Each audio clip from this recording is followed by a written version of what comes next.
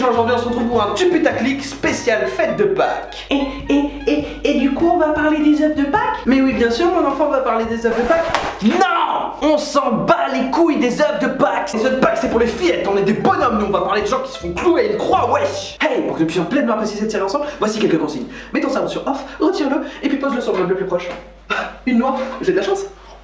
Tu pues, ta clique, tu pues, ta clique, tu pues, ta clique. Dans l'article numéro 1, on va parler de Michel Minguez, qui est un mec ma foi sympathique, qui était dans une association, qui organisait des petits lotos comme ça pour le fun, et puis bon bah t'as l'État et la douane qui lui sont tombés dessus et qui lui ont demandé 1,5 million d'euros d'amende, bordel. Et du coup, d'après vous, qu'est-ce qu'il a fait? Réponse 1, il allait voir pour expliquer qu'il ne pensait pas à mal, qu'il faudrait peut-être rediscuter de ça, qu'il faisait rien de mal en soi. Réponse 2, il allait voir des associations pour essayer de se défendre, pour essayer de trouver quelque chose. Et réponse 3, il s'est fait crucifier. Réponse B.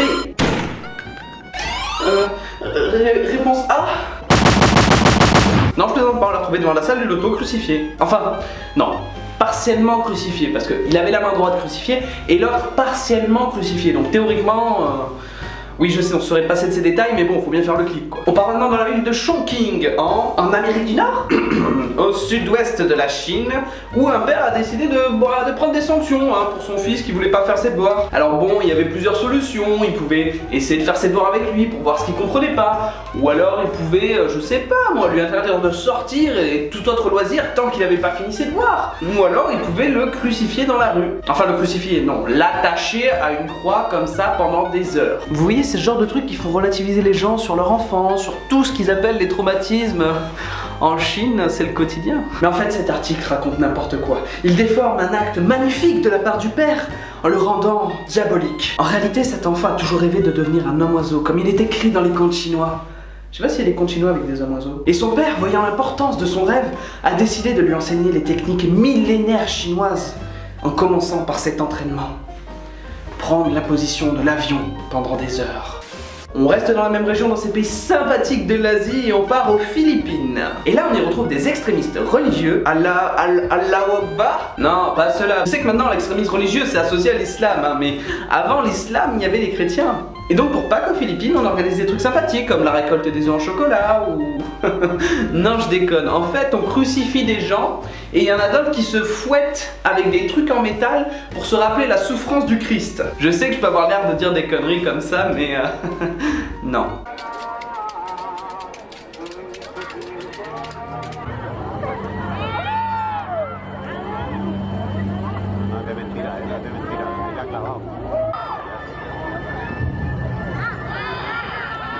Alors personnellement, si je veux me rappeler la souffrance du Christ, tout ça, je regarde un documentaire, ce genre de truc, mais je le fais pas en vrai, tu vois, je tiens à mes mains, à mon dos, tout ça, c'est pas mon délire de souffrir pour rien. Mais après je respecte, c'est une secte comme une autre, chacun fait son trip. Une religion, pardon, putain, je vais me faire crucifier, c'est sûr. Non mais je sais ce que je vais faire, je vais créer une religion où le prophète va aller dans chaque pays, devra faire l'amour avec plein de gens, s'éclater toute sa vie pour finir par mourir en épectase. Et tout ça en prenant la paix et l'amour de son prochain.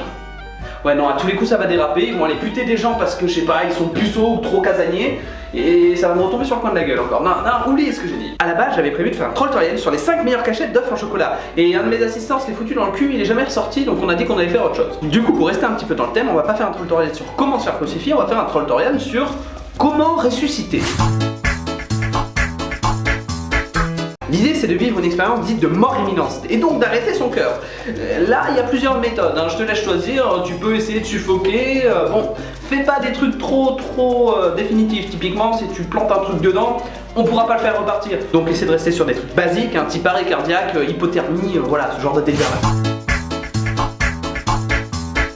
Le mytho, alors je sais que comme ça peut paraître bizarre, mais c'est la solution la plus safe, je vous assure. Donc le truc c'est de lire plein de trucs sur les expériences de mort imminente, c'est voilà, comme ça tu te documentes bien, t'inventes ton petit schmilblick et puis paf, tu balances ça. Par contre quand t'as vécu ta mort imminente, ton mytho quoi, ne raconte pas que tu es le fils de Dieu qui descend sur terre pour prôner la paix, tout ça, ça a déjà été fait, tu vas te faire griller de suite.